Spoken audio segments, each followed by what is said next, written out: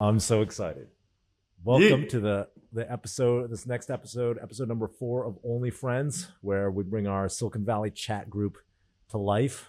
Fortunately for you, or maybe unfortunately.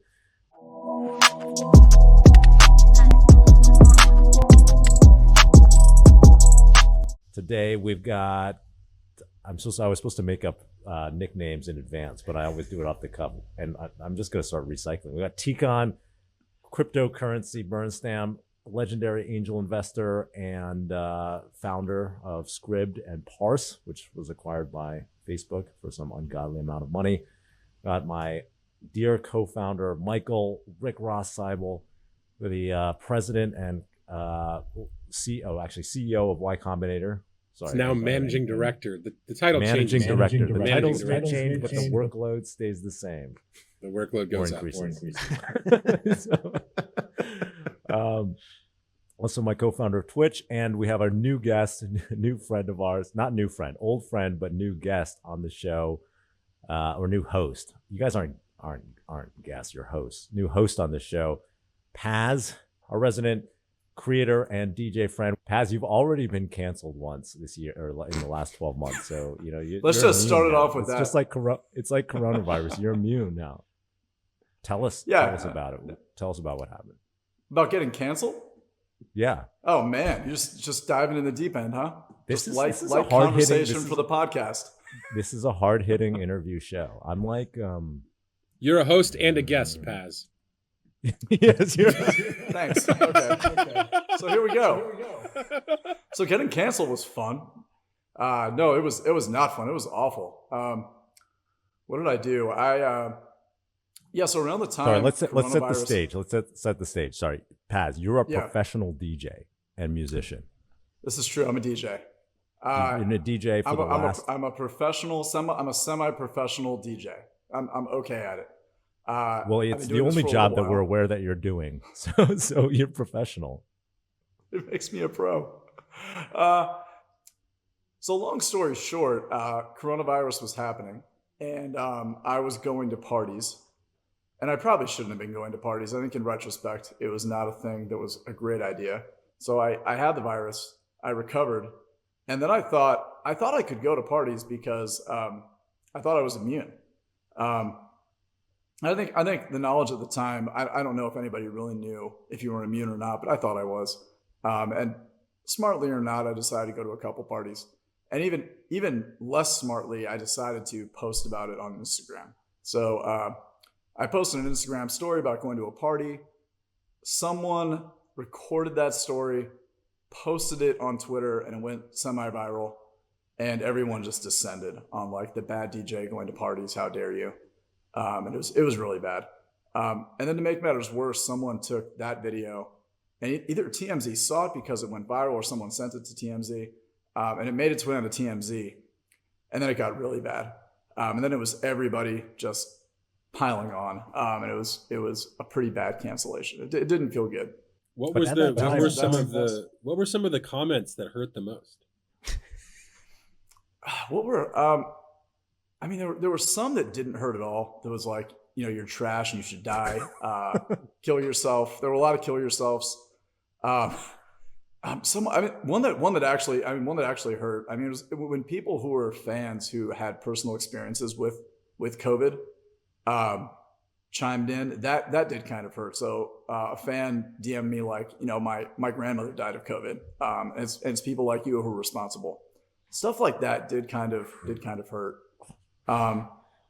But most of the comments were really just like surface level, internet kill yourself, you suck. There were a lot of death threats in the DMs. And I think when you think about, if you haven't been canceled before, when you think about it, it might not sound that bad. You're like, oh, well, people are just, it's just words. Words can't hurt you. But when you're getting, when it's thousands and thousands of people, and it's like a never-ending flood of just hatred, like in your inbox and in your mentions, that stuff starts to add up. And it doesn't really matter like how strong a person you think you are. Like it really does affect you. Can I ask a question about this? So like, clearly you acted in a way that you shouldn't have. And, putting that aside for a second, How many people a day on Instagram or Twitter do you think this happens to? Like an onslaught of canceling is too specific, but just like how many people a day do you think have a experience where there's like an onslaught of negative DMs and comments that kind of, happen to you? Like it's got to be hundreds of thousands, right?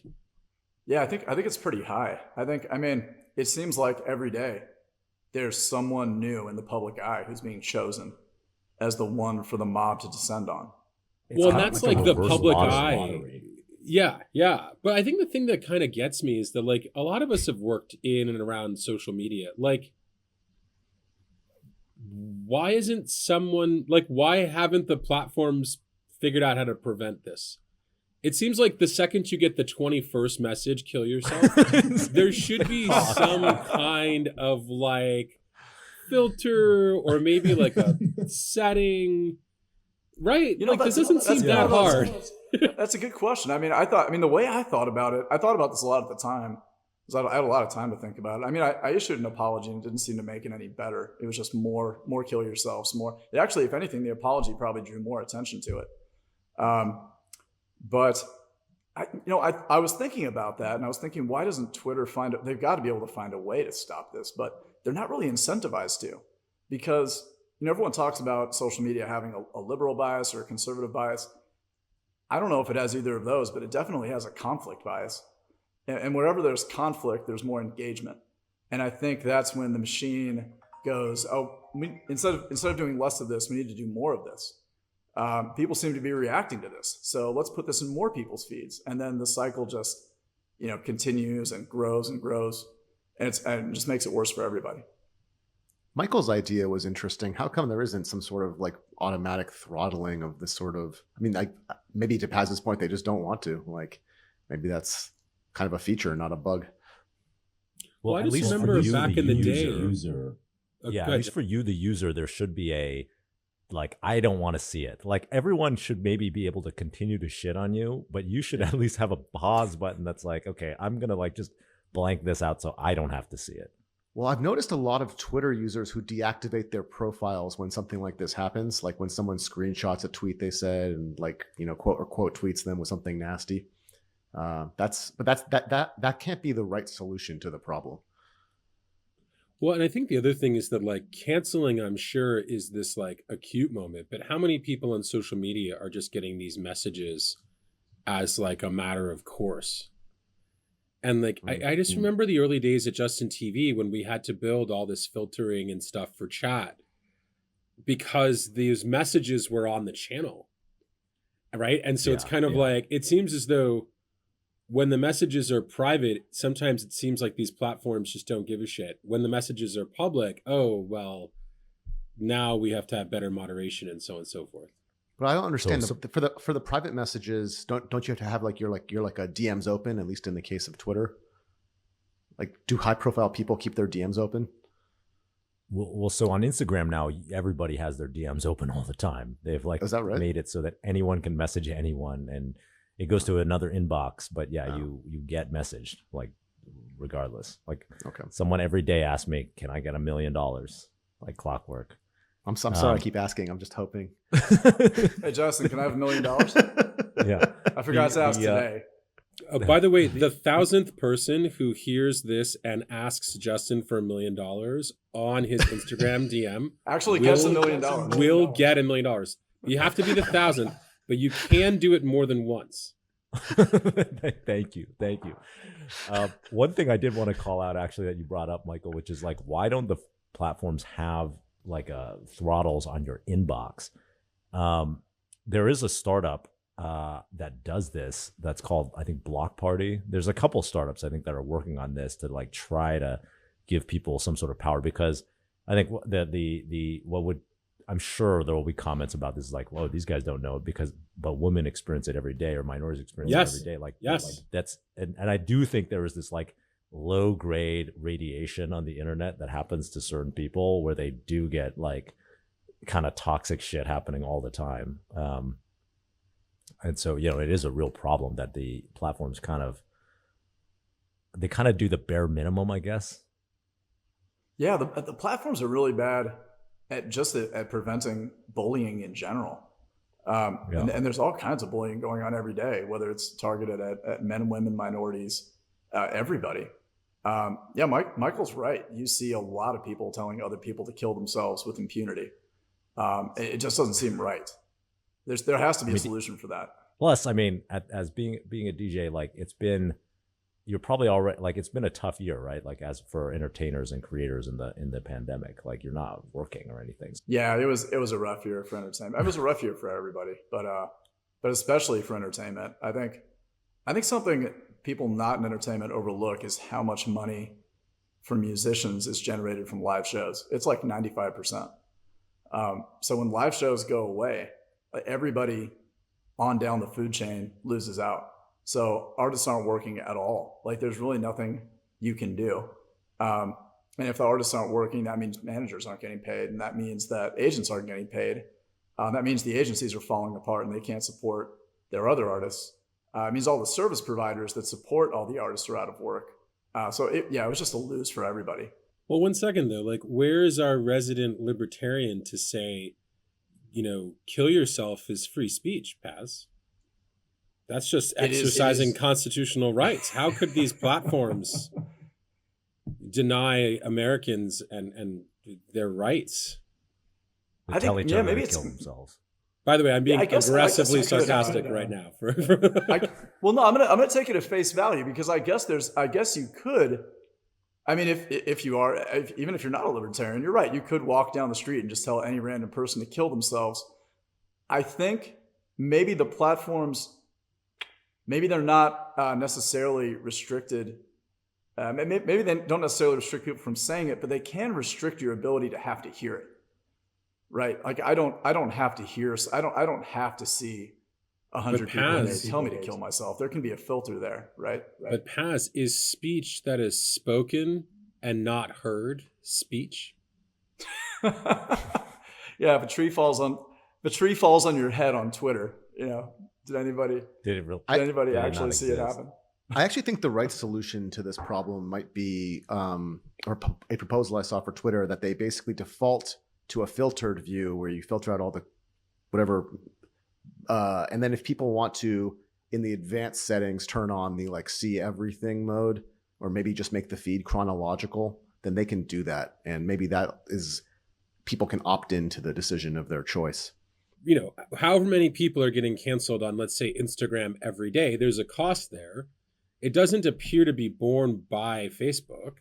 So it's kind of like there's no economic incentive to minimize it. But I think that's kind of like a weird thing, right? It's like clearly that's a part of Instagram that's creating like negative value. That it's a negative externality. You could almost argue it's kind of like a factory that spews pollution. But there's no actual system for regulating that. And right. Hey, the factory is, it's putting it in the air, right? Well, think about even worse than that. I mean, what if actually it's the same thing? The factory is profiting from excess pollution. So the company itself has no incentive to curb the pollution. That impetus has to come from an external source, and right now it's not. Well, it's weird because in the pollution sense, there's no constitutional amendment that allows people to pollute all over the place, right? Whereas like Twitter can almost make the case, or Facebook can almost make the case, this is free speech. Like we can't regulate it, or else that is, violating people's rights. And so, yeah, I don't know. That's where the analogy kind of breaks down a little bit, because on the flip side, they have a lot of power. Like they could prevent anyone from saying fuck you to anyone, right? And then if you extend that power too far, maybe things are not good. Well, I think the question is just who do you trust to regulate? I mean, I think it's very clear there's a negative externality here where, everybody with the speed of communication on the internet, being able to say fuck having it be impersonal, right? Like not saying it to someone's face, so like niceties can drop away. Being able to say fuck you to everybody and anybody is like creates a fairly negative environment.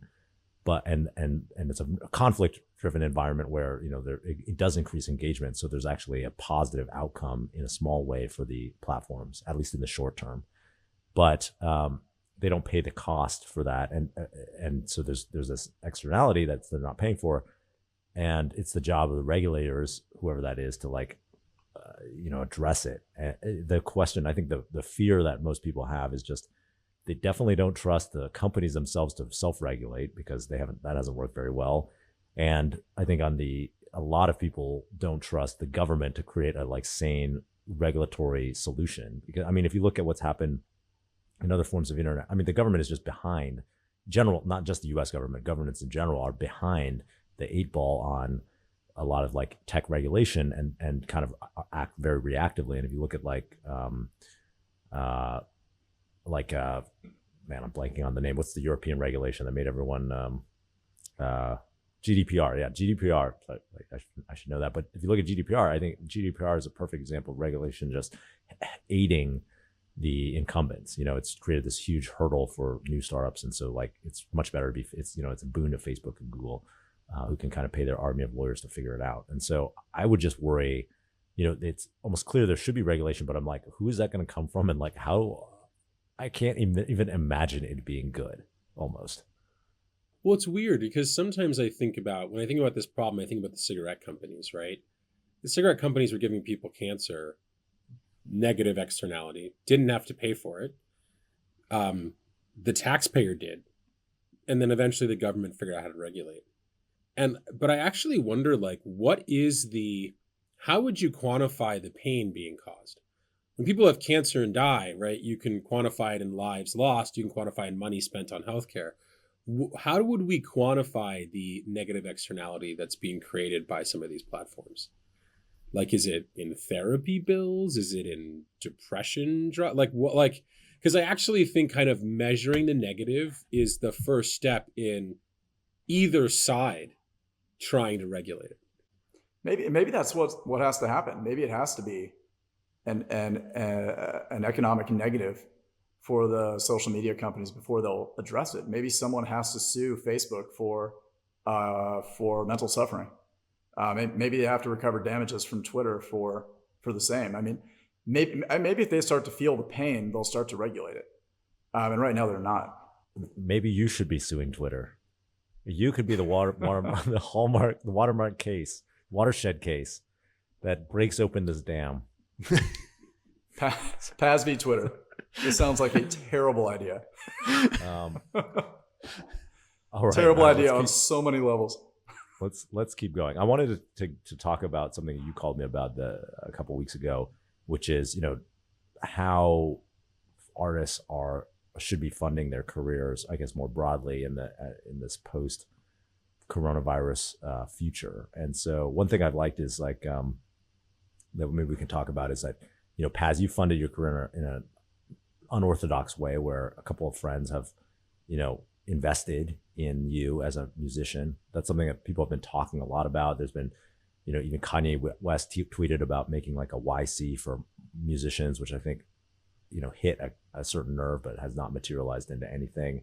And then more recently you've been talking about NFTs, and you were asking about getting into NFTs on the music side. And I just wanted to open that up for discussion and kind of think about what are some of your thoughts about where funding music is going, and maybe where that intersects with some of the things we're doing in tech. Yeah, I think for a long time, it's really been backwards for the music world in figuring out how do musicians get off the ground. The record companies are making such little money as it is that they can't afford, like they used to back in the 70s, 80s, and 90s, to invest in musicians who are developing. They look for musicians who already have millions of followers on YouTube, hundreds of millions of video views, who are already doing great on Spotify. That's when they'll put money into you. And that's no good for the musician who's just starting out. So I think the idea of a Y Combinator for music is a great one. I don't know if Kanye is the right guy to do it, but I think somebody is, and it should exist. It would be great to have, a group of industry professionals or guys who had already made it, telling you how they did it. Well, Paz, though, if we dig into that a little bit, that forces an artist to act like a business person. And I find a lot of times the best artists tend to find that, have an allergic reaction to that. Even though Yeah, what's yeah. interesting is the most popular artists are all business people now, right? Because like that's what happens when you become Kanye West level popular. But how do you see that dichotomy? Yeah, no, I've thought about that. I think it's actually, I think there's a good parallel there to the way teams are built in Y Combinator. So with Y Combinator, you have engineers who are not necessarily great business people teamed up with a CEO who is a good business person. Um, and maybe that's the model for the Music Y Combinator is we're going to pair up uh, potentially good managers with a potentially good artist. We'll play matchmaker and put them together. Y Combinator serves that function to some degree, as far as I understand, like helping pair founders together. You form a good team. Maybe that's it. Maybe it's a 2-man team. Maybe it's the band plus the manager to get started. You give them some chunk of money and a game plan and see what they can develop. But yeah, you're right. You don't want to force the artist to do something he's not good at or doesn't want to do. And I've had experiences on both sides where some managers are great business people and some are just terrible. They're just very good at making music, and that's what they want to do. Why has no one created this yet? People Seems have like tried. People have Yeah, tried go to ahead. do the Y Combinator for influencers out here in Los Angeles. A lot of people have tried that, and it has not worked, and makes you wonder: does the model just not work, or is it like the people executing on it? I'd love to hear Michael's thoughts on that, actually. I don't know. I mean, what's interesting is that if there's any parallel to YC competitors, the things that make YC competitors not work are typically the people who start them haven't done startups. The people who start them try to scale them too quickly. And the people who start them have no insight on the talented population who's underserved by the current system, right? So like for YC, that was like the young developer. The young developer was underserved by the system that existed at that time. Now, I would argue things are slightly different now, but I wonder the first question is like, who is underserved? Because in one case, we could say everyone's underserved by the current system, right? On the other hand, you could say social media has leveled the playing field a ton. And like you can get 10 million followers without spending a lot of money through some combination of skill and talent and luck, right, Paz? No, I think that's totally right. You can definitely generate a following. It's difficult. You can't necessarily generate revenue. There are plenty. Well, let's talk of about people. that. Like how Yeah. imagine someone, because imagine that social media is the Y Combinator of musicians, artists, right? And like most YC companies don't have a business model. They say they do, but they don't really know exactly how they're going to make money. And they figure it out later. Like, let's say that social media is producing, 10 million follower person an hour. How do you think they should monetize their audience? Well, I think let me back up a second. I actually think I don't know if social media is necessarily the Y Combinator for artists. I think Y Combinator performs so many functions that social media just can't by itself. It provides like a path to success for an entrepreneur, and social media doesn't do that. It's more of like a trampoline. It can like jumpstart your career, but it's not necessarily going to guide you in the right direction. What's broken? If I've got 10 million followers, like, why is it hard to get a manager who will give me this level of support? The people who successfully generate a following. Yes, but who haven't figured out how to monetize it yet. Where does the flow screw them? Sure. So there are all kinds of things you can screw up, even if you build a great following. You can fall into the hands of the wrong manager. The bigger problem is serving the really talented artists who might need a chunk of money and a good partner to get started. And I think that's what a Y Combinator for music, ultimately, that would be the best function it could serve. So I don't know, Paz, like this is where I'll disagree with you. Like I actually think the parallels are pretty tight. And I think the interesting bit is that if any founder comes to YC trying to build a software company saying, I need your money before I write the first line of code, like that's not a pitch that would work.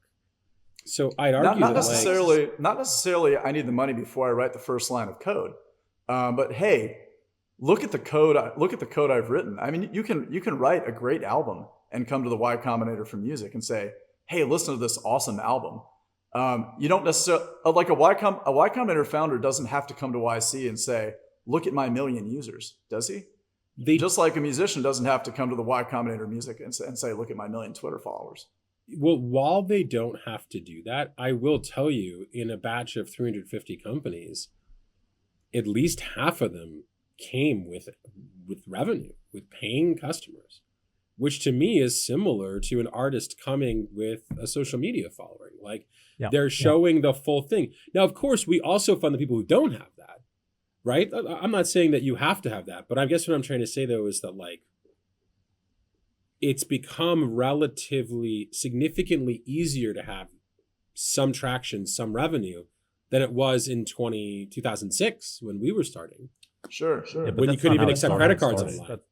That's not how it started, right? Where like YC started by funding people who were like very early on in the idea phase, often had not launched at all, and built a reputation from there. And so maybe this, entity would exist in a similar way where you would start with, kind of early artists and then kind of grow, and more later stage people would want to participate as the brand grew. But if YC didn't start in 2006, it started today, it would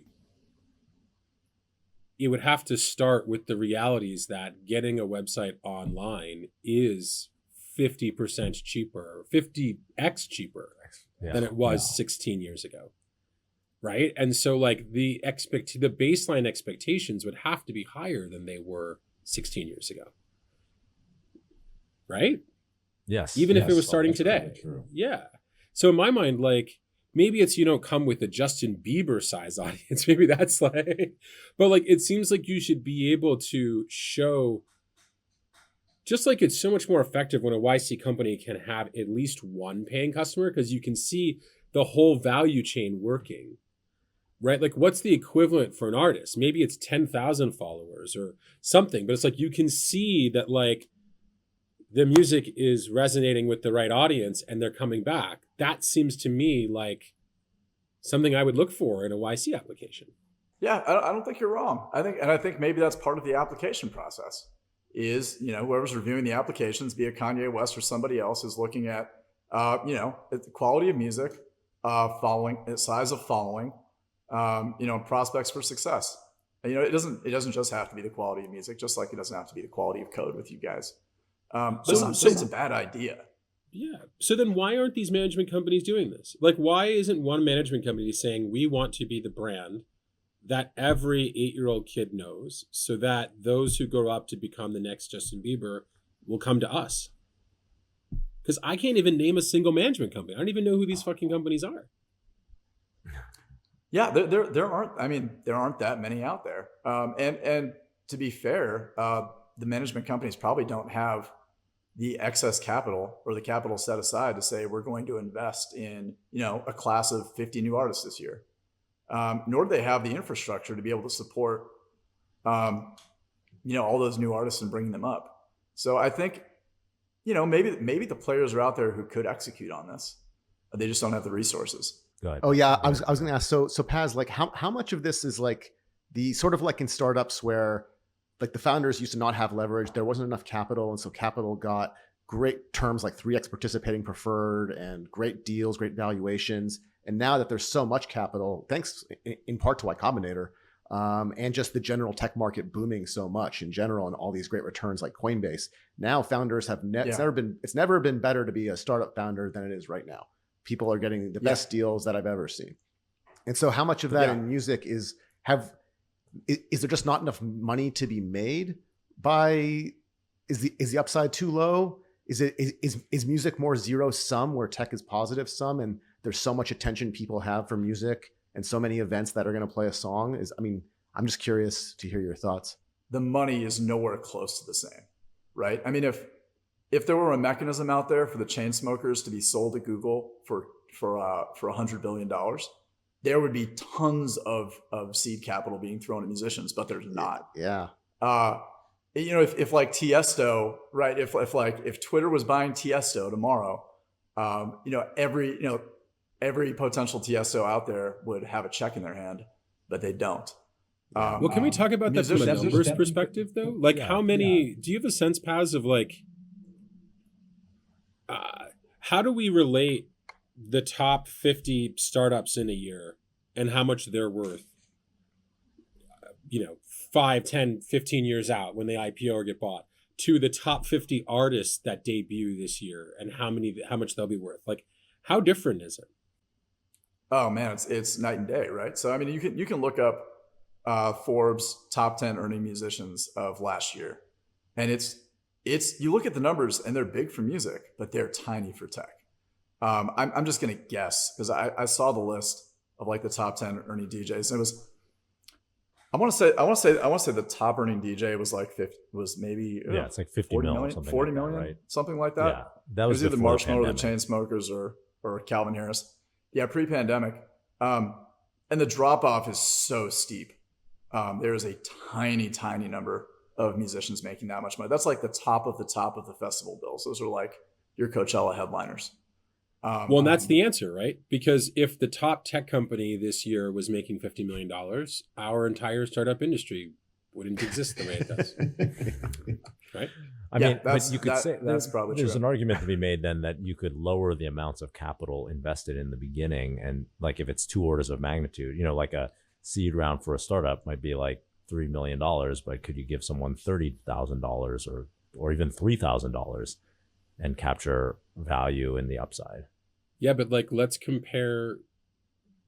Who are we comparing that DJ who makes $50 million to? If we're comparing them to even Twitter, right? Like, the DJ's making 3 orders of magnitude or more, or less money, right? Yeah. So it's kind of equivalent to like a $300 seed check, which I'd argue that most artists would be able to crowdfund. Like, if we're talking about $3,000 or 3,000, sure, yeah. But I guess what I'm trying to say is that like that's actually not impossible to put together with friends and family, as opposed to $3 million for a tech company, which for most humans would be impossible. Yeah. Hell, 3,000 is probably impossible for a lot of humans too, but like way more achievable than 3 million. So maybe this is the ecosystem working as intended, because what we don't spend a lot of time talking about is like how many startup founders fail, right? Like, we're in a game with like 99.99% failure rate on the startup side. We could say YC changes the numbers, but like in reality, YC changes the numbers to like, 2% success, 2% $1 billion rate. That's like, Is that true that 90? I mean, we often people say like 99% of startups fail or 90% of startups fail or whatever. I don't know is that really true? I mean, just look at the YC applicant pool. We have 2%. We have 2% of the companies that apply get in, and 2% of the companies that get in become $1 billion companies. And then think about all the startups that don't apply to YC. But how about all the startups that sell for 85 million or for like, or make money and don't ever get to $1 billion? So I agree. Let's add 2% more, 4% more, 6% more. What number do we want to add as the threshold? It's still pretty low.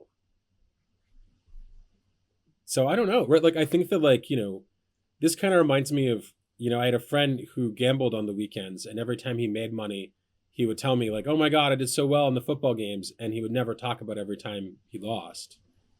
And, oftentimes when we talk about startups, we don't really talk about the failure. But go, Justin. No, I didn't have anything. Oh, I guess I have. No, I've got something here. I think one thing we've overlooked, is this the system functioning as intended, as a function of like how much money is out there to be made, is the fact that musicians are making way less than they should today. I mean, if you look at what musicians made back when CDs were sold, it was an order of magnitude greater. And that was back when, record companies were pumping a ton of money into developing artists, and they were fucking artists back then, just like they would today. But Spotify, no one talks about this. Spotify is paying artists 0.3 cents a stream. And that's if no one else is sitting out there taking a cut of you, like a record company or a manager or an agent. That's 0.3 cents, period. So if you have, some kind of label deal, or if your manager's taking a cut and your agent's taking a cut and there's someone else and your lawyer's taking a cut, now you're talking like 0.15 cents a stream. That's insane.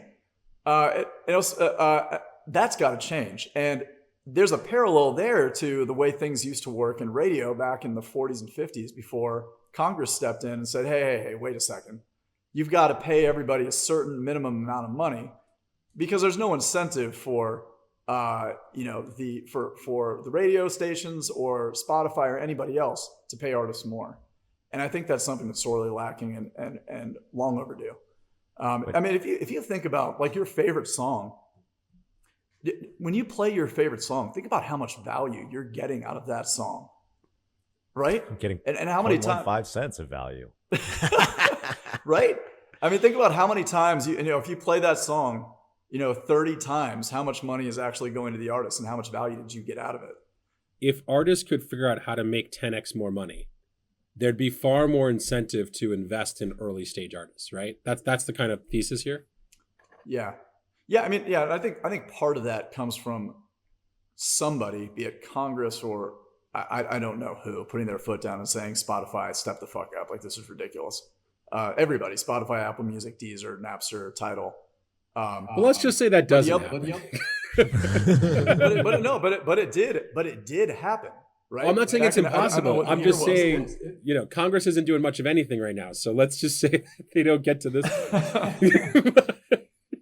Yeah. So I think So the concept is right. If artists were making more, the funding environment would be much better. Everyone would be more successful and happier. So with NFTs, this is interesting, right? So I think like with any new technology, there's a hype wave. Everybody gets real excited. There's like a zenith that's everything's overvalued and can't be matched. Beeple sells a piece of digital artwork for $69 million. Blau funds his album to the tune of like $12 million overnight, making more than he's ever made. For those of you who don't know, there's a DJ named Blau, a very good producer and a DJ. Who isn't quite like headline level, but has carved out a decent career for himself. Really good musician, and he recently sold an NFT of his album for I think he made $12 million in his NFT sale, which is by far more than he's ever made playing all his live shows and all his music sold in the history of his career, and in the history of tons of other DJs' careers added up. So I think the idea I talked about with Justin is like, look, an NFT today is, it's like all that's really being sold are like these digital pieces of artwork. It's like digital art. It looks really cool. There's no real upside for the investor other than like, this piece of artwork is a commodity that I really like and it might grow in value over time. What if that NFT had wrapped up into it, that Blau sold 50% of his streaming rights to his next album? What does that look like? Because now you've got a commodity that you can buy and sell on a marketplace that has long-term recurring revenue wrapped up into it. So if I'm a fan of Blau, and let's say Blau isn't Blau yet. Let's say Blau was Blau 10 years ago, but I really like his music. And I'm like, I think this guy's got promise. I buy his NFT thinking, not only am I going to support him, but this thing's going to rise in revenue as his album gets streamed over and over and over again. And now as a fan, I have incentive to help him get that album streamed over and over and over again. That's really interesting to me. But Paz, like, let me play devil's advocate. You kind of dodged the question, because what we need to do is figure out how to get Blau to make 10x more money eventually. What you've done is you've created a system that makes it easier to invest in Blau, which is important, right? But I would argue that Blau could start a company and crowdfund and get money as well. So like, there's a lot of different mechanisms for Blau to get access to capital. But like, this thing doesn't by itself increase his earning ability. So like, let's say he got access to some original capital, which is great. And his fans could participate in that, which is great too. So it looks a little bit more like a company with investors. What tools do artists have to make 10x more money than they're making now? Well, I think that transition is actually happening. I'm a little bit more optimistic. Maybe from the outside, it's easier, but it seems I'm a little more optimistic on the prospects of creators generally to be making more and more money in the ecosystem. Like, I think it's never been a better time to be a creator. Maybe for a musician, that's like a local, it's a local minima, but for creators largely, I think you've had more power over your career and more earning potential than ever before.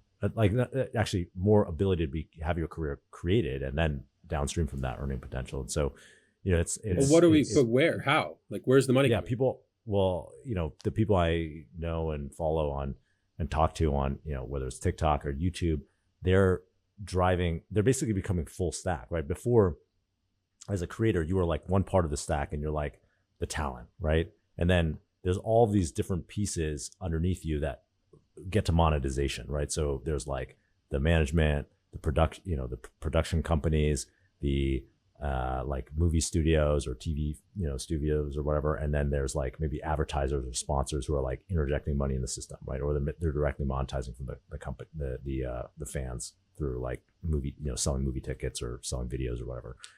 Now you like have a creator, you're on YouTube, you become the production company, you hire your team as you grow, and you make your brand deals or even just make your own brands and own equity in the products that you're releasing. And some of these guys are launching products and they're making, millions of dollars a year on their products that they create. And it's like a fully verticalized system where, so now instead of being talent, you are an owner of your equity all the way through your, who you are and your talent, and then all the way to the product that's monetizing. And the other thing I'll say is that I think because of social media, the negative, we talked about some of the negative sides, but like one of the, I don't know if this is positive, one of the outcomes of social media that I do think is positive is that people are feeling, as a creator, you are more connected to your audience than ever. Like, they have more ways of viewing, like John Legend and Chrissy Teigen are probably a good example, where before, like, John Legend was just, when we were in college or whatever, when I heard John Legend, it's like we just know him through his music. But now you can follow him on Instagram, you can follow him on social media, on Twitter, and see and then you feel super connected. And so when he drives product to you, or if he creates a subscription on, Patreon or what, I mean, he's not on Patreon, but like if, when an influencer creates a subscription on Patreon, like there's more and more people who, they are really connected that they can drive monetization from. See, this is where I think that it's the illusion of positive without positive. So if we break down what you just said, the question is, where does the money come from? So, right. So let's talk about where the money comes from. So one, if I'm on YouTube or any of these social media platforms, I get some cut of ad revenue. Yeah. Two, I can make my own merch. Yeah. 3, I can do Patreon or some other kind of crowdfunding. 4, I can do my own brand deals, right? So I can do my own advertising deals, right? Yeah. Those are still the 4. Are there any other major places where I'm getting money? Or 5, I can do live performances. Right. Are there any other places I can make money, really? Those are all pretty accurate. Just to as a reminder and to set the table, currently 95% of an artist's revenue is live shows. So let's talk about that. All those other things you said were 5% together. So I think this is the fucked up thing, right? Because it's like all those 5 things, the one thing that tech isn't really doing, which is like massively increasing the number of like live events people go to, which would probably actually, if tech could 10x the number of live shows I saw, it would probably 10x the revenue that an artist can make. But it's not doing that. It's, helping on the 5% front. And I think that that's the tricky thing, is like, which of those 5 things that are not live shows is in the position to be as big for an artist as a live show? Because that to me is tech really making an impact. Yeah. No, I think brands. Sorry, did I lose audio?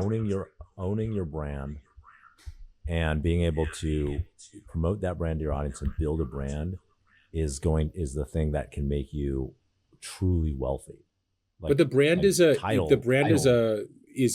product that you're selling because of that brand. To me, the brand is a means to an end, right? Where is the money being transferred? Is it advertising or is it product? Yeah, that's the one. So it's the product for sure. It's the one.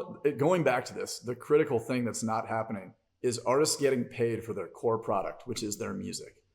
Artists are being vastly underpaid today for what they're trying to sell. Right, that like the live show shouldn't really be the product. The music is the product. The live show is like an ad. Yeah, but Paz, I think that's a harder argument because it is a marketplace, right? Like, if there was a shop, like if someone created a Shopify that paid all the artists more money, like if that was viable, like it would exist, right? Spotify, yeah. Sorry, Spotify. So, but like I want to go back to these other tools, like. Are we saying there should be a revolution in merchandising? Are we saying that if someone should make a tech company that makes it 100 times easier for an artist to create merch? Because that will be the thing that the artist can do with their big following? I think there's something happening, and I'm not smart enough to articulate exactly what it is. But there's something happening between the platforms like Spotify, Apple Music, Napster, Deezer, what have you, the record companies who have negotiated the rates on behalf of the artists with the platforms, and something to do with that unholy relationship that has really fucked artists. This is not a marketplace operating in its natural state. I don't know, Paz. Who made the deal with Spotify? It wasn't a collection of artists unionized who made the deal with Spotify to pay 0.3 cents a stream. No, it was the record companies who own the rights to all the content that Spotify needed. I don't know what the solution to this is, but it's not what's currently happening. Yeah, why did the record labels who actually own this content agree to such low fees? They should have market power. There aren't that many of them that actually represent a ton of the catalogs, right? I think they got. Yeah, I wish I knew. Oh, they got equity. Oh, so they basically just cut out the artists. But Justin, Spotify isn't even a big company, like in comparison to a Google or a Facebook. I actually think there's a dirtier secret here. It's our fault. It's consumers, right? Like, for sure. You know what the easiest way? They don't want to pay for content. Yeah, and like, let's be clear, right? Like, artists would make 10 times more if Shopify could charge $100 a month if Spotify can charge $100 a month versus $10. And we won't pay. For sure. Yeah, consumers won't pay for content, but I guess I don't take that. So I don't think there's anyone who's like the boogeyman who's taking all the money. I think that the boogeyman here is that consumers used to be willing to pay $15 for an album, and now they're only willing to pay $1.50 for an album. And like, in some ways, tech probably massively increased the number of potential artists I can listen to, which then decreased the amount I was willing to pay for art. And like, if consumer demand isn't there, there is no more money in the system that can filter down to the artist or the investor or the platform. Well, I think the money's coming from different places, right? Like I think the modern creator has to think about their art as it's like you're giving it away for free. You know, you're giving away or for very low amounts on Spotify. That's terrible. There's something really wrong with that. I mean, that's the way the creator economy works today. Like, I'm not just talking about music, but I'm talking about like videos on YouTube or TikTok. That's almost like going back to the Industrial Revolution and saying like the factory workers should expect to get paid 4 cents an hour and just have horrible working conditions. That's just the way the marketplace works. It's a free market it is the way the marketplace works, where people get to vote with there's the competition of like, these are jobs. Like, basically, if you ask people, these are jobs people would work for free, right? Like, if you could be a famous artist and just be at subsistence, like, revenue, or be a famous video creator on YouTube and just like make no money, you'd probably like, there's plenty of people who would take that deal, right? Where they would just want to work, they just want the fame. You're getting compensated in non-monetary ways if you're successful in the ecosystem, and so people will take that deal. And so, in a way, it's the market kind of working. But I think the bright side is that there are other consumers don't want to pay directly for content, but they will pay in many different ways.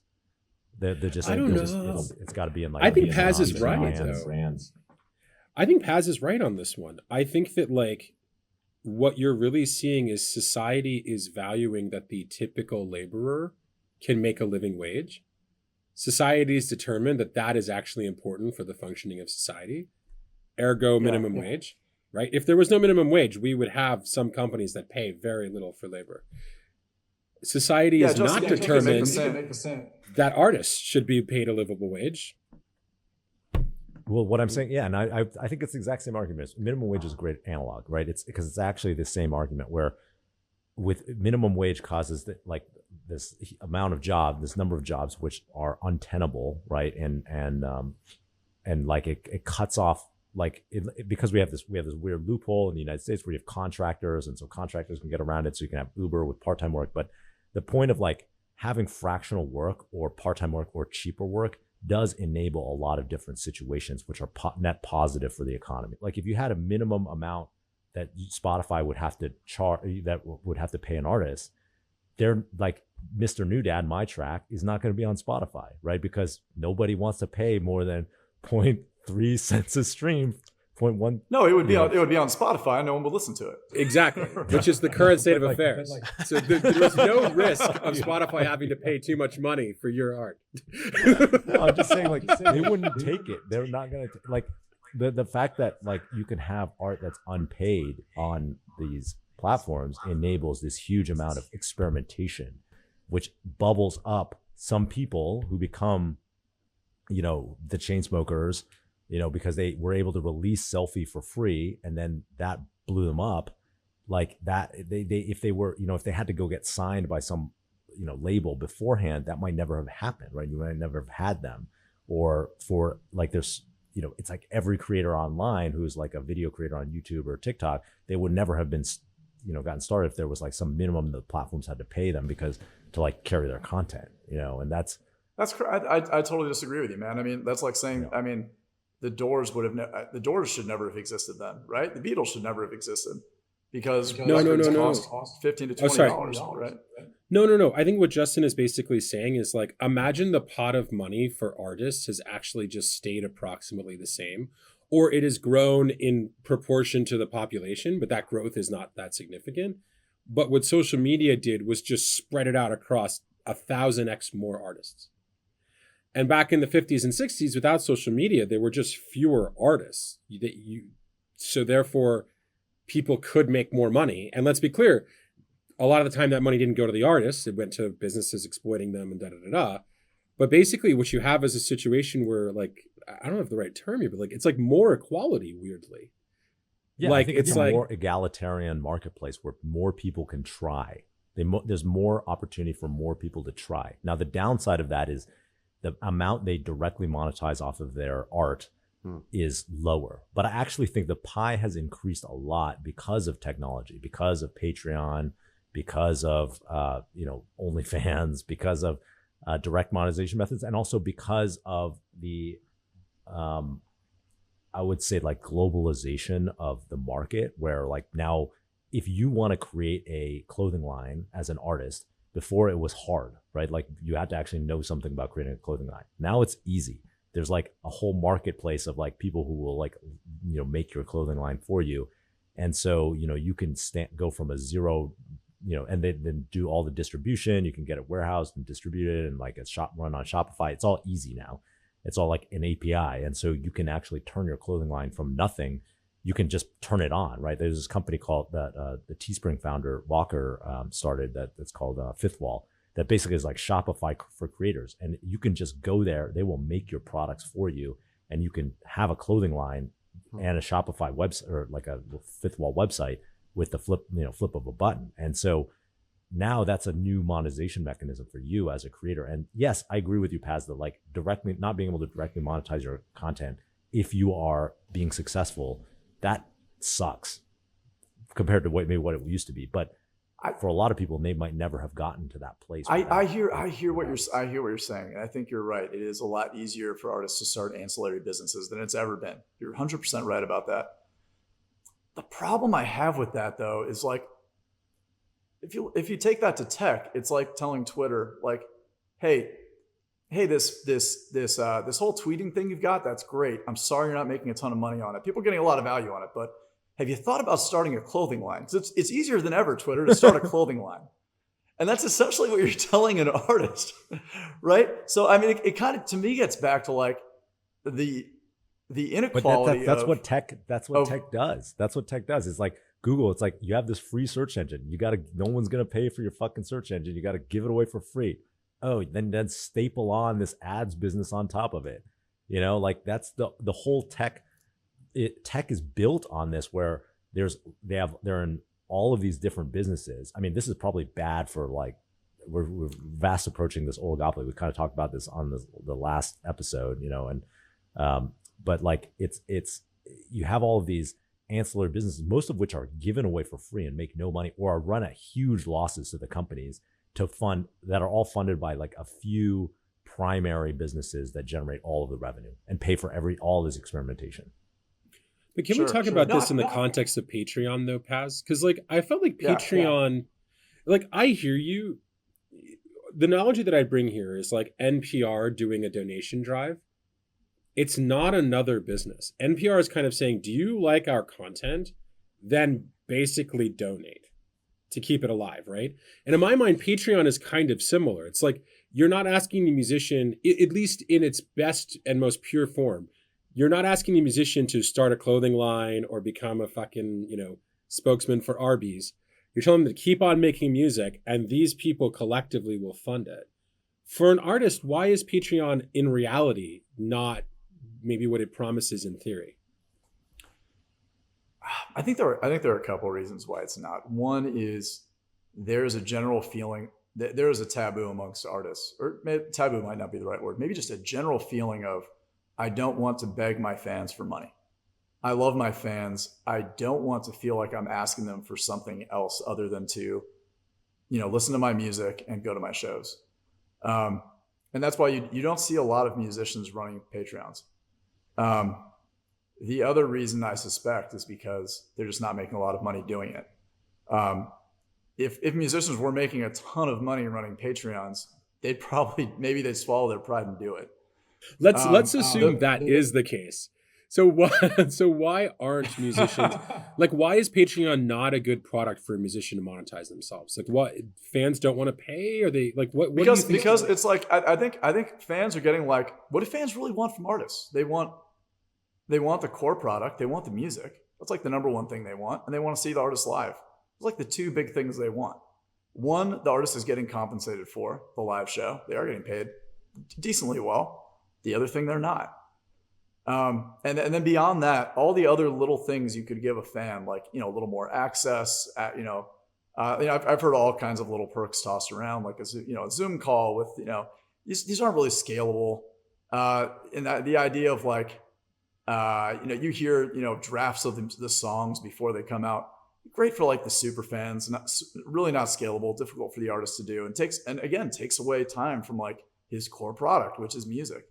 But can I make the opposing case here though? What happens if in this model, I think the musician is programmed in this world where every listener is equal and they should all pay the same amount for my album, right? And like, let's just say we don't live in that world anymore. Let's say we live in like a world that looks a lot more like Zynga and social gaming, right? In that world, why isn't the artist saying there are 10 millionaires who are fans of me, and like I can monetize them very differently than monetizing my million other fans? Why don't I just monetize, like as a true patron from back in the day, right? Why don't I monetize them with all kinds of crazy shit and have them pay me a lot of money? Well, and that's my business. That happens now. Yeah, that happens now. I mean, Blau's NFT drop was that. Like he, you know, that's exactly what that was. 12 million. And you got to like make a song with him and stuff. Oh, like, there we go. Okay. So so is that not the future? Benefits. Yeah. So let's be clear. So the benefits were consumable. It wasn't the benefit of like, oh, I might make money off this NFT. No. The NFT was almost the price of admission. Exactly. The NFT, it's like, yes, you get to buy the digital art, but then there were various things like there were perks, right? Like that super fan perks that were part of it. And even before NFTs, like, you know, I have artist friends, I won't say who, but like who have, you know, they did private shows for like some guy's kid's birthday, right? That was like $500,000, right? That's more than they were. I guess that counts as live maybe, but it was like a live for a concert of 20 people or whatever. So should Yeah, someone that's be not- building that's a not new. That's Patreon? been going on forever. That's That's what what I'm I The saying. think. question is Like, why doesn't someone build a Patreon for that? Like maybe Patreon was built exactly oppositely. Like it was built and it just needs to invert the pyramid and assume that there's a small number of payers who will get This something. goes back. late. This goes back to like one of the very first things I talked about, which is, Mike, you're right. Like the artist should monetize his millionaire fans in a different way. The fact is, the vast majority of artists don't right now have access to those millionaire fans, but an improved angel network might help them do that. And maybe it's a product like what you're talking about. Maybe like a Patreon Plus would help. Would give them access to the people who can afford to pay more for perks. But let's I don't talk know. about I don't that know. in the context of these people with social media followings. Let's imagine that every artist who has 1 million people following them, which there are a lot who have that, and there are a lot who aren't making good money who have that, right? Let's imagine that all of them have at least 10 millionaire fans. We'll play this game, like I would argue that the tools to help those people don't exist now. And like if those people could be making more money, then investment would flow before them. So what is the tool that would help someone with 1 million fans who needs to make $100,000 a year to do their art, and 10 of their fans are millionaires? What's the tool that would help that artist get $10,000 per millionaire fan per year? I think that might be when people look at NFTs. I think that might be one of the promises they see there, and no one's really sure exactly how it works yet. But they look at what Blau was able to do. They look at what a lot of other digital artists were able to do, and it's kind of what you're talking about. It's not fully sussed out yet. Like this is not a fully baked product, and everybody has a lot of ideas, and no one really knows how to do it yet. But it feels like there's something there. Yeah, it feels like there's still kind of like market discovery here. There's a lot of people trying things like, for example, BitClout, right? Where it's like you could have Paz coin on BitClout and your fans can bid it up. And maybe you give rewards. Hey, if you own 10,000 Paz coins, you get to come backstage or you get to come up like while I'm performing. Because right now you just like give that away like your friends. And so you could see, I mean, it feels like software. I'm kind of optimistic that software is going to solve this problem, much as it created it perhaps with Spotify, but much like with journalism where tech was destroying the news business and then they discovered a paywall solution, which is kind of working. Maybe the same thing happens here. Yeah, I'd BitClout. love to hear what you guys think about BitClout, actually. Are you on BitClout? Is I'm anybody on on- BitClout? I'm on BitClout. I have used it. Have you bought anyone's BitClout, Ticon? I should buy some of yours. Yeah, you got to pump. I feel like the whole thing. I don't know. It's kind of scammy. It's kind of like is it like they created these BitClouts for everyone? Basically what BitClout is it's like a digital currency for influencers on Twitter. They created like tokens for everyone. Like I think there's Justin Khan tokens on BitClout, and then people can buy into them. And one of the things I've heard though is that you can't, once you buy into the system, you can't withdraw your money. This is. So I heard about BitClout. I was at a barbecue like 2 or 3 weeks ago, and BitClout's only like a couple months old. It's pretty new, and no one seemed to really understand what BitClout was yet. But they were like, "Oh, you should be on it." So I got on it 2 weeks ago, and it's pretty much what you described. It's like Twitter, but everybody's Twitter profile has a value, a coin value, and your fans can or speculators can buy your coin, thinking you're going to do well, and your price rises and falls. And it's addictive. It's like you see the potential there where as an artist, anytime someone buys or sells my coin, I get 10%. So I'm getting value there, whereas I'm not getting any monetary value out of like Twitter or Instagram or Facebook anytime I post. I feel like I'm doing that for free. But my posts here and the content I provide is sort of being valued on BitClout. The major problem that no one seems to talk about at all on BitClout is I can buy all this BitClout coin, but I can't sell it. Like I can't cash out. It's like all these people being at a casino and like making tons of money playing blackjack, and then they go to the teller to cash out, and they're like, "Where's the teller? There's no teller." So they're like, "All right, I guess I should just go back to the blackjack table and play more." And that's kind of what people are doing now. So I don't know if it's a scam, but That sounds like a scam. I feel like more people should be asking whether it is or not. Let's make the wider case for a second. So correct my thinking here. A lot of the business models that we understand that we grew up with an American middle class that was far more equal to each other. And we're moving into an America that has far greater gaps between rich and poor. And so a lot of the business models that we inherently understand and trust are ones that kind of rely on charging a large middle class the same price for something, right? And like every restaurant basically operates under this model. All the musicians operate on this model, right? Like albums cost the same amount of money, no matter who made them.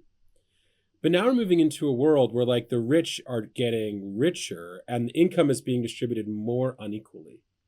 And we haven't really figured out business models that charge richer people more money than poorer people. And the issue that you're talking about in music is the exact same issue as in a restaurant, right?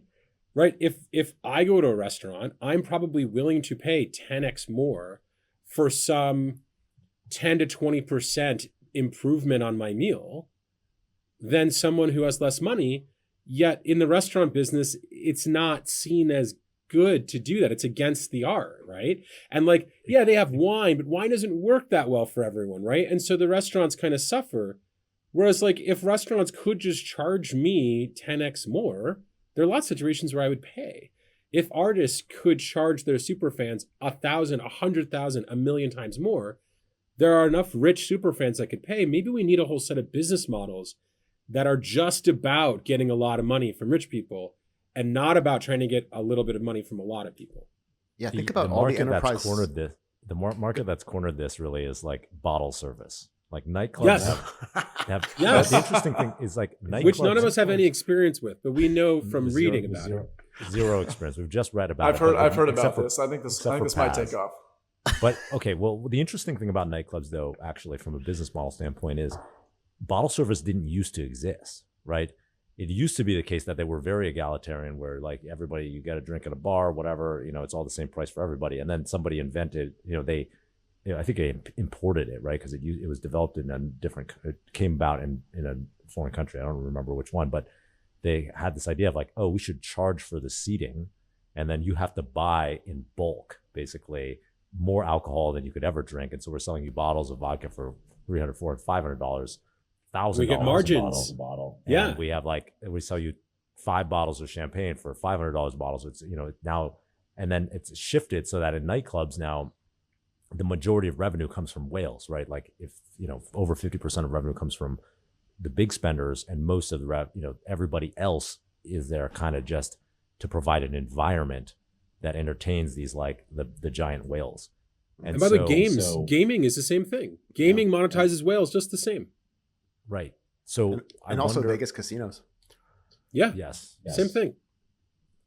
So the Vegas casinos, right? Just to your point, like these whales are subsidizing the experience for everyone else in some sense. They don't really care about the for about half the gamblers. Yeah, I did this event at Caesars like years ago, and they flew us in the jet to Las Vegas, and I was like, we were talking about their marketing. It was with the CMO, and they were talking about the marketing strategy. And his marketing strategy was basically like, we need to get more Chinese people. Like we don't care. Like we don't care about. We're like looking at the 1% of Chinese people. We're investing in Macau. That was like their marketing strategy. It was like not. They were like did not care about did not care is an exaggeration, but they like that. Primarily, they were focused on figuring out how to get more high net worth individuals from Asia. They didn't care about the middle class family. They didn't care about the middle class family spending money on vacation, which is, it's interesting because if you think about this more, it's like there's a huge startup here. There's like an absolute massive startup that should be made here because like the musicians aren't going to build the product, right? But like the product is relatively simple. How do you allow a musician to charge a fuck ton of money for something consumable? Do you know who's really good at this? Is B2B enterprise software companies who will charge for the exact same product with totally different prices and totally different contracts per customer based on how much they can pay. How do they? But do no, it? but Like, Ticon, you need more modules. You don't have enough modules in your. Secure. It's like secure. What's the equivalent of security features, right? They have like it's like security features and like user account permissions, admin permissions. That's what like B2B SaaS companies charge like 10x for. So like, but let's talk about that. Like musicians. Ticon, you mentioned that before. Why can't Paz's richer? This is the challenge, right? The thing that's exclusive is being able to hang out with Paz at a live show. That's the exclusive consumable that Paz has. The problem is Paz doesn't want to look like a douchebag by saying that costs $1 million because none of Paz's fans will feel like they can pay that. Only the super rich ones, right? And so it's kind of like, how does Paz tell his fans, hey, if any of you are millionaires, you can have this amazing experience with me without looking like a douchebag? How do the nightclubs do it? They are okay looking like douchebags. The nightclubs don't mind looking like douchebags. That is an essential component. Like they're almost proud to look like douchebags and almost elevates the value of the nightclub, right? But let's look at the games. Like the way the games do it, which is kind of feeds back into this NFT thing a little bit, is the way the games do it is they say, like, let's take EA and FIFA. You can buy a pack of players, right? And the pack costs 99 cents. But then they also have a pack that costs $5. And they also have a pack that costs $20. And then they also have like some people who are buying 20 packs a day. So like it doesn't look on the surface like it's built for whales. It's just that whales can click the money button 80,000 times more than non-whales, and then they get relative progress. So maybe it's like something stupid. Yeah. You could do that too, Paz, where it's like, okay, my rewards, like at the top level, are you get to go backstage with me at shows, you get to wave the flag Paz flag on stage, you get to decide some songs or whatever, you get to work with me and produce songs, but you can make it so that it was kind of like laundered in a way where, you know, you can either pay for the experience or you can earn the experience, right? That's how like social games do it. Like it's like you can grind for more packs, or you can just buy packs. Yeah. Right. Mm-hmm. So you can pay for the experience. You're earning the experience. You earn the experience with points, but you can also buy the points. Yeah, like you can exactly earn the experience. And there are all these discrete tasks you could do that would add value to me, that would give you points. Yeah, like you could post on your Instagram every day a picture of my face for 1 point a day, or you could just buy 5,000 points.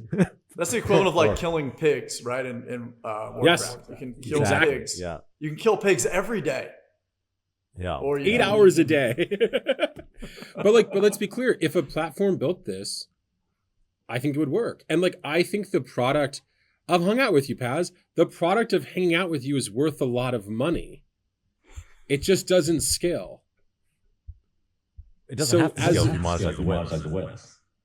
If you monetize the whales. I think that's the trick. It's like the product that artists have that scales, they can't monetize.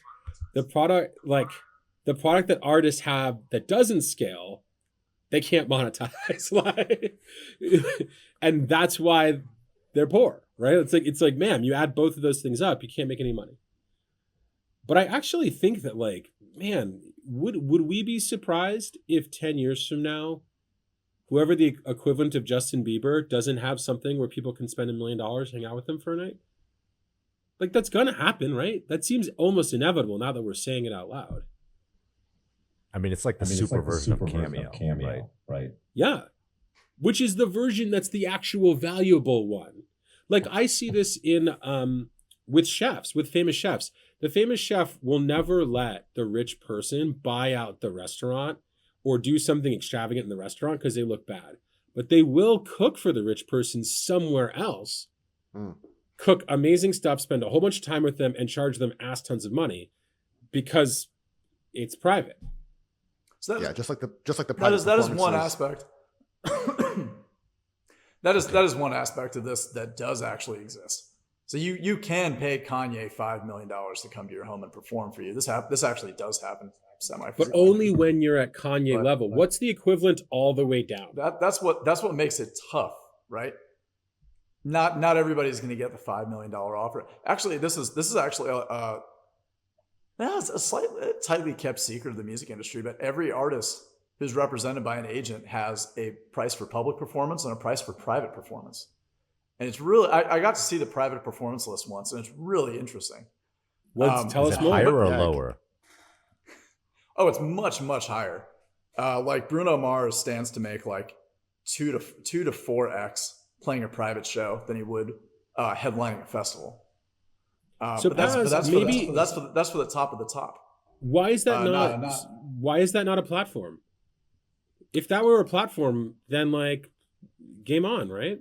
Hell, if Shopify, there's a platform for it, and it's the agency. The agency controls live performance. Yeah, but that's not a tech platform. You know, agencies are. What are you looking for something to replace agencies? No. I guess what I'm trying to say is like, imagine if Spotify added a private performance component and basically said to the artist, name your price. At prices above this much, we won't even show the prices unless we have validated the buyer with Plaid that they can pay or yet, right? We'll segment it out into things. Name your price for stuff. And like the people listening, we'll market the special stuff to them. And the price scales as you get more popular, right? It's not a terrible idea. Well, and the funny thing is that Spotify needs more money too.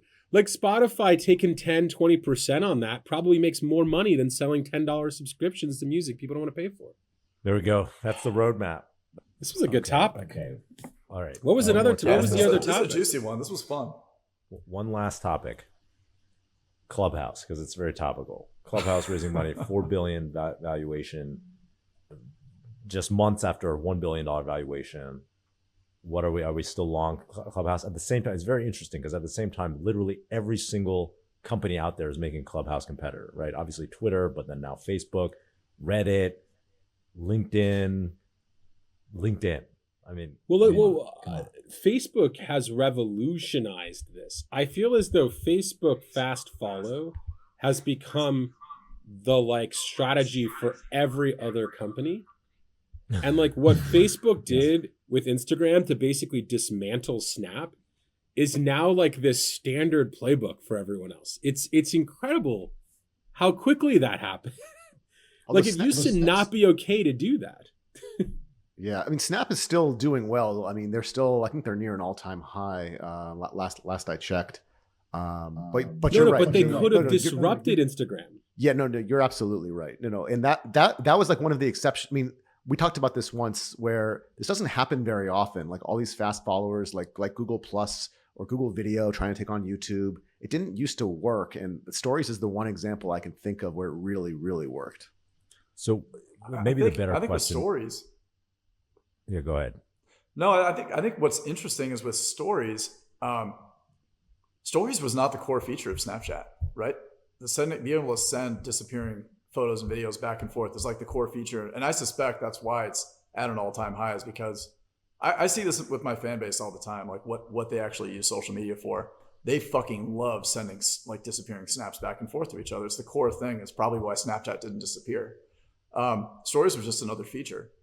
And actually that's kind of, you guys probably know way more about Clubhouse than I do. I've only used it once, and I thought it was exhausting. But I think maybe Clubhouse, and maybe the reason it might be doomed is because that's the core feature of Clubhouse is what everybody's copying, and it might just be a feature like Stories. The problem is like they're not like Snapchat where they have something more core under the hood that everyone's going to stick around for. It might work just as well on every platform you just mentioned, Justin. And it might just be a feature for Twitter. It might just be a feature for Instagram. And all of a sudden there's no reason to go to Clubhouse unless they can figure out something more important that users should stick around for.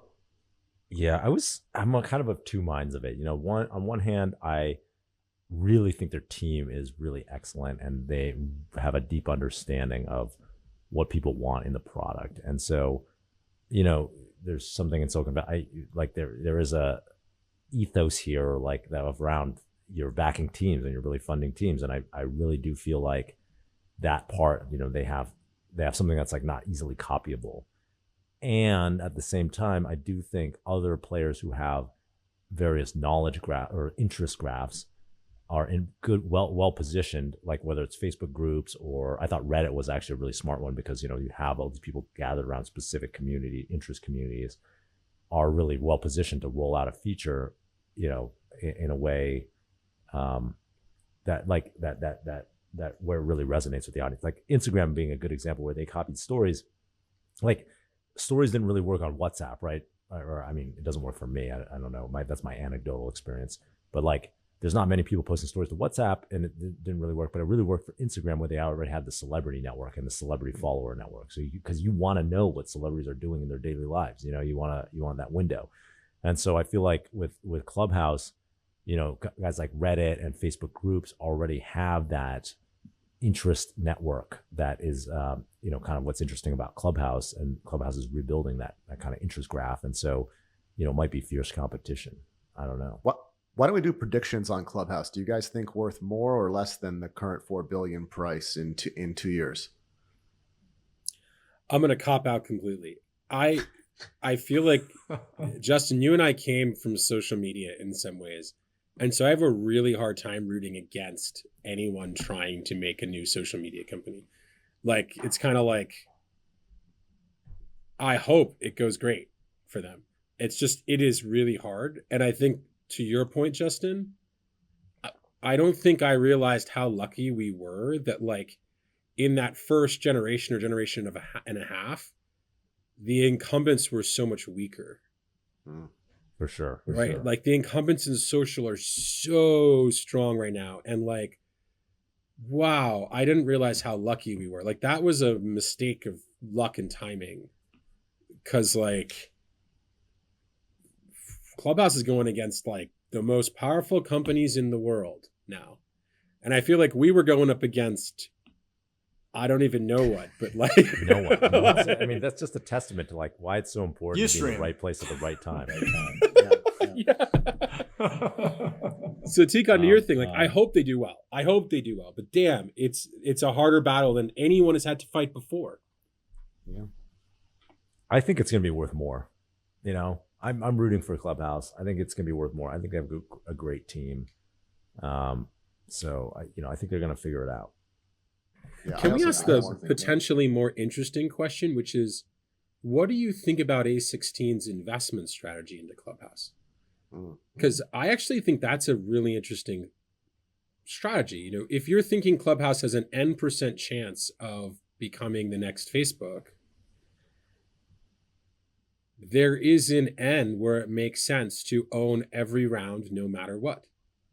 Yeah. Yeah. Can you guys back up a second, and for the DJs like me and other people who might not know what A16 did, explain what happened?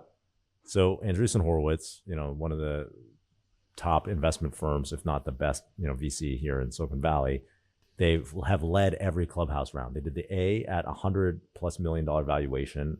You know, when this was just a test flight app, like it was a beta app with less than 3,000 users. Then they did the B at $1 billion valuation.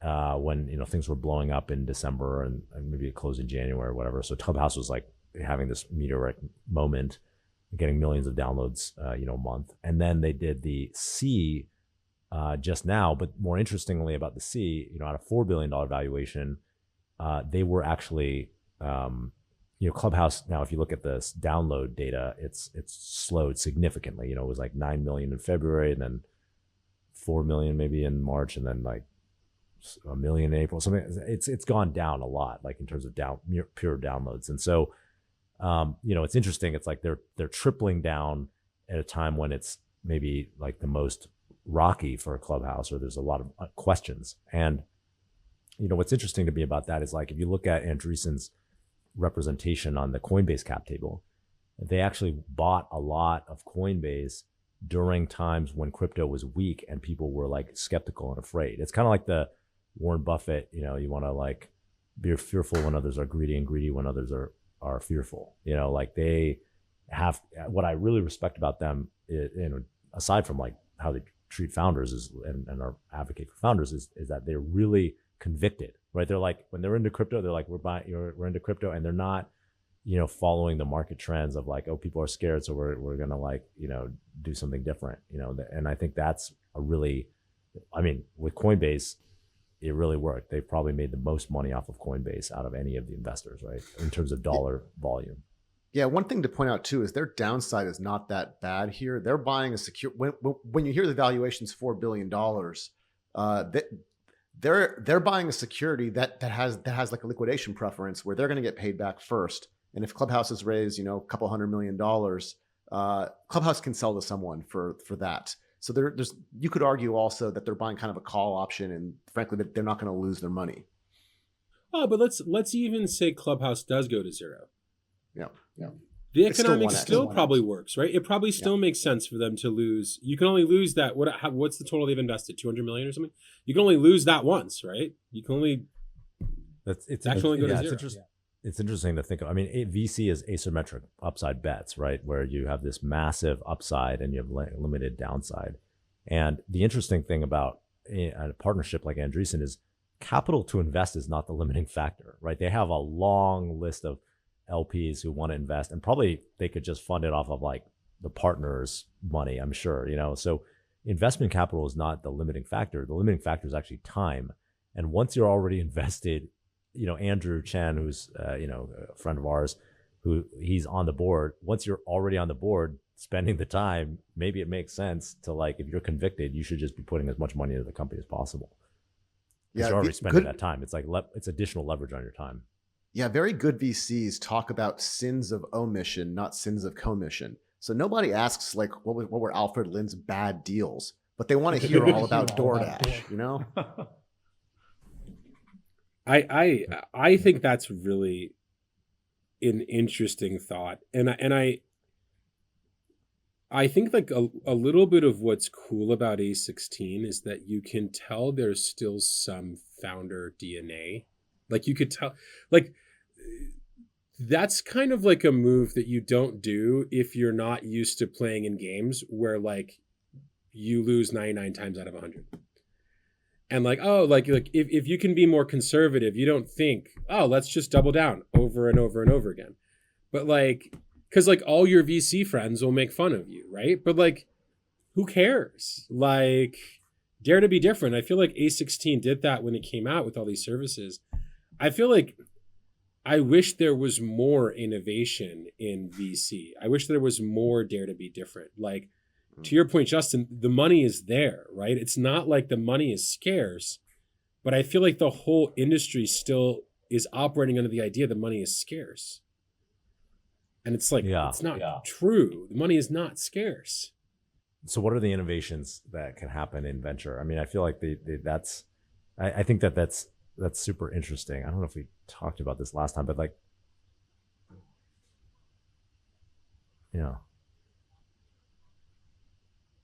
Well, so that's actually a good point, because Tiger, this was in the news also, is like Tiger has really roared onto the scene where they've started winning deals by saying, basically this is a growth stage investor that has, $6 billion in their last fund, or maybe more than $6 billion.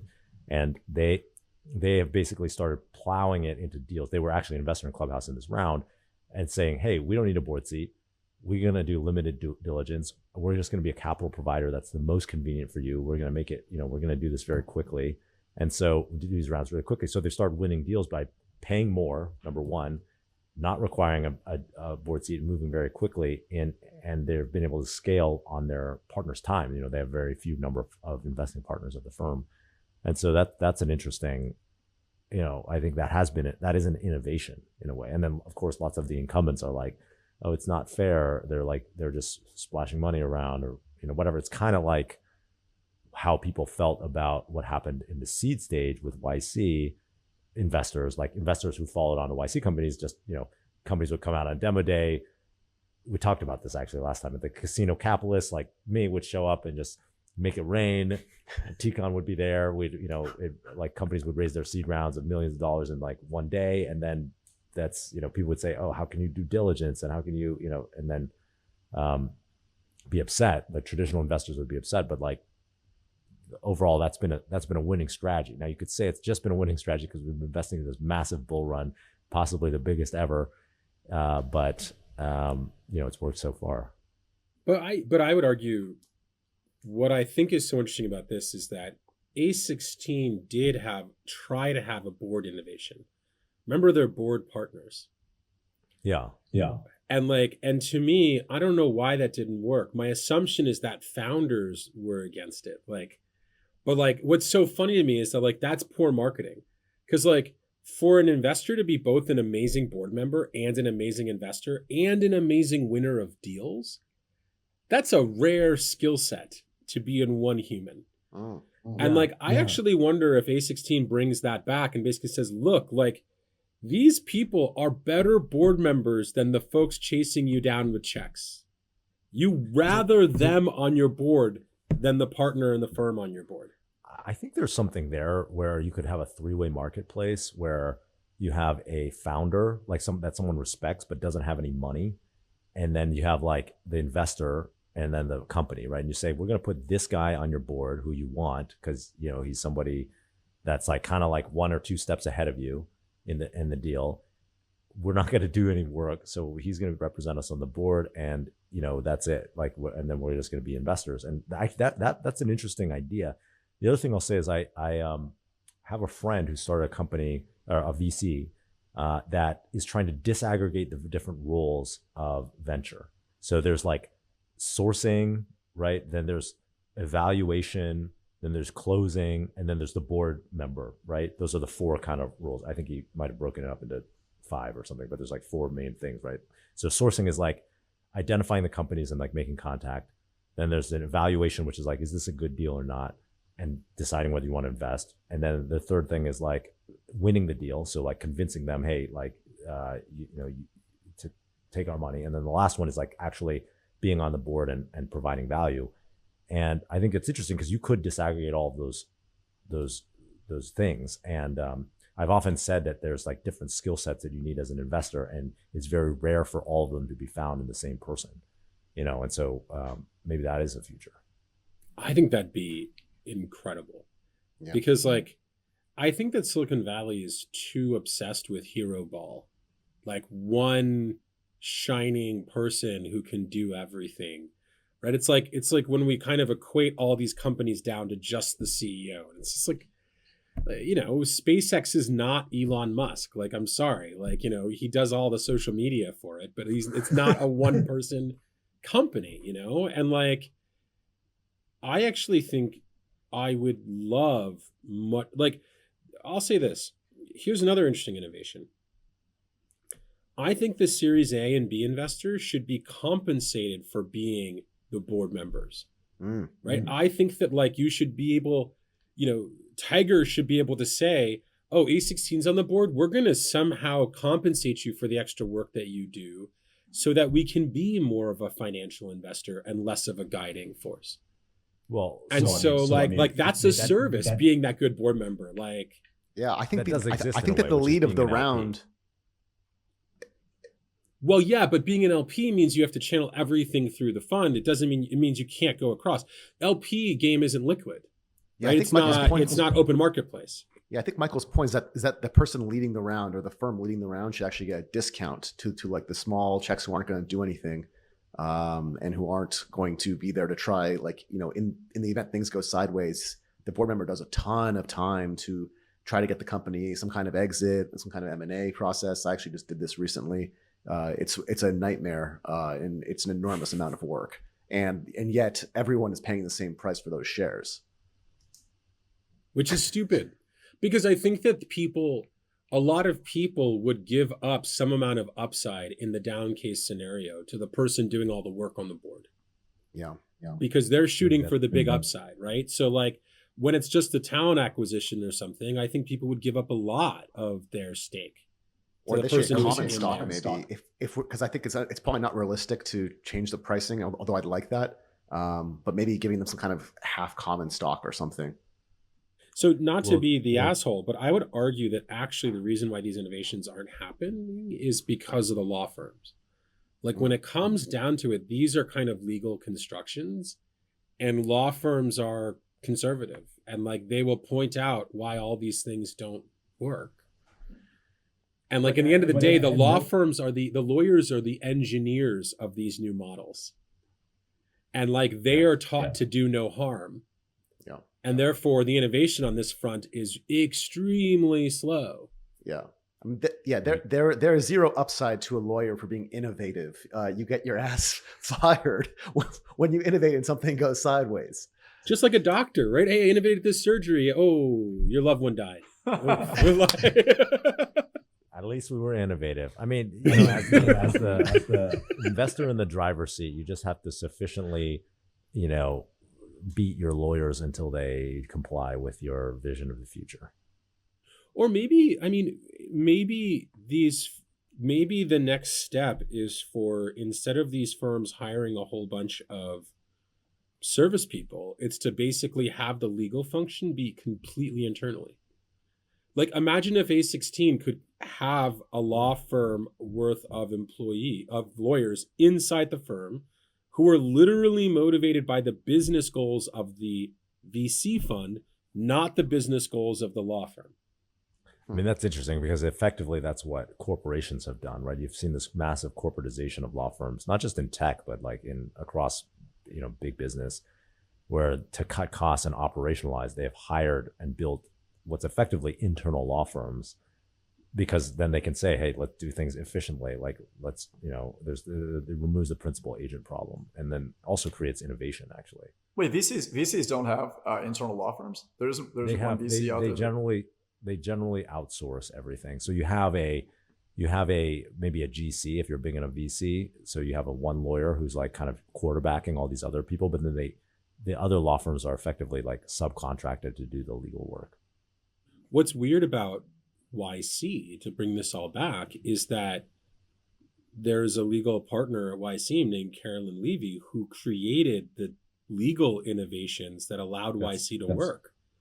Yeah, right? She created the low interest convertible note, and then she created the safe. And like the two financial mechanisms that helps YC operate were legal innovations created by a lawyer. Like, she was the engineer. You know what's pretty amazing about that is, like, first of all, when I heard of the safe, so the safe is a simple agreement for future equity, which basically means, like, it used to be the case that you would invest in these seed, like, if you want to buy equity in a company, you have to do all this like paperwork, and it costs, you know, $25,000, $50,000, tens of thousands of dollars. Yeah. Right. And so if you're investing $300,000 into a round, and, you know, 50,000 is going to go, I think that happened to us with our first Justin TV round, where we raised $300,000, and it was before the safe. And so we spent like $20,000 on the legal part to get $300,000, which is like, you know, it's like sending money via, you know, what's that Union, Western Union, the Pony Express, like Western Union, right? Yeah, or the like, Pony Express. Yeah, it was like it was terrible. So then there was this. Eventually, people moved to convertible notes, right? Which is like, effectively, people would loan you the money. So your investors would say, okay, we're going to give you a loan of, you know, $300,000, and then that will convert into equity, or it can be paid back. But the intention was never that it would be paid back. It was really that it converts into equity. It's a cheap way of investing in a company. And then what Carolyn's innovation was, which was genius, was instead of it being a loan, it's just going to be an agreement, like a contract, that we give you $300,000 and we get some equity in the future if there is a round. And the interesting part is, like, first of all, you know, that it seems like a complete circumvention of securities law. And so I was like, when I first heard of that, I was like, you can just sign up for a contract to get equity in the future. Like, it seems illegal. So it's called Simple Agreement for Future Equity, SAFE.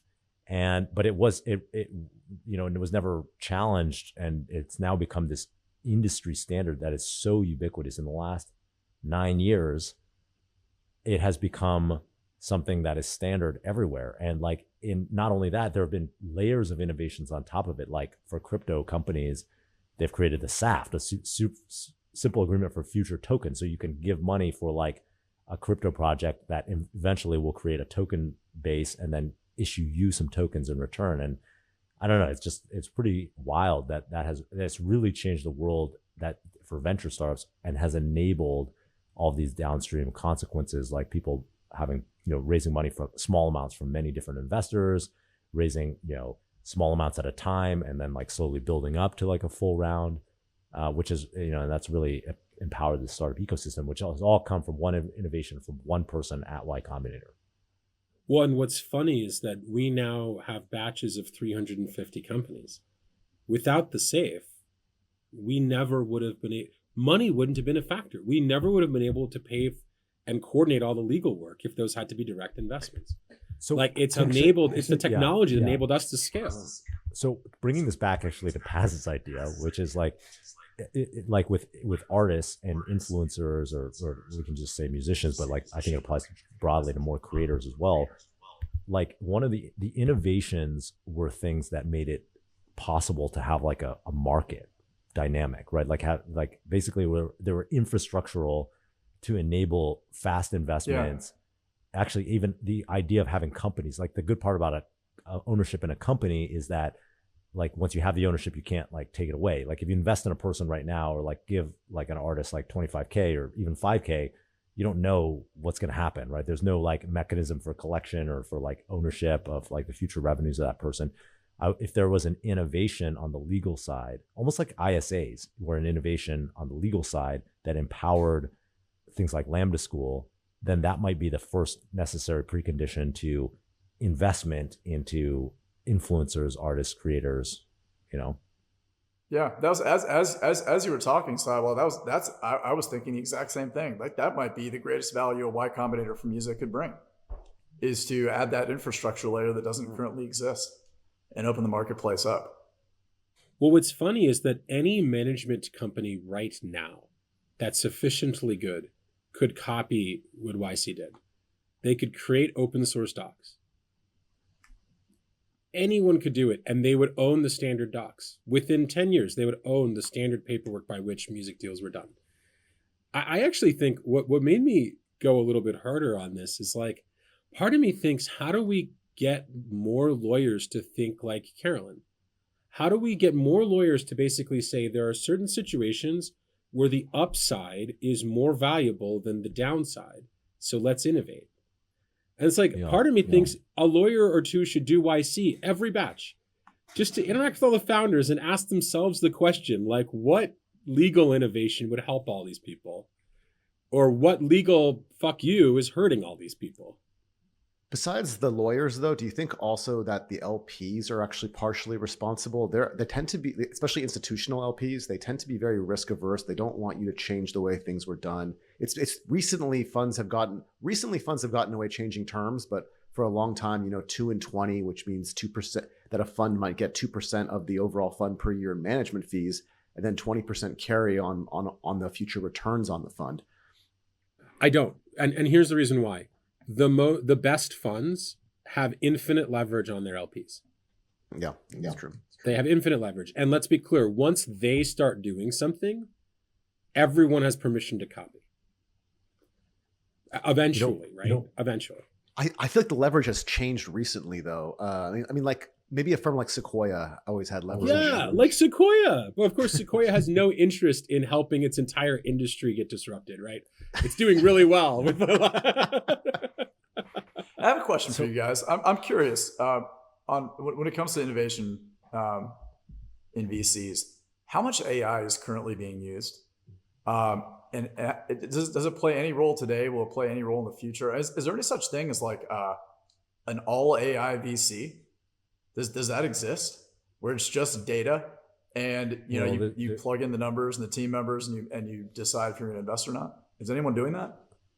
I'm super skeptical of that model. I know some firms market themselves as doing it. I won't name names, but some firms kind of have marketing materials that they're using big data and machine learning to identify the next Google. But the problem with machine learning is it's very backward looking. It's good at explaining.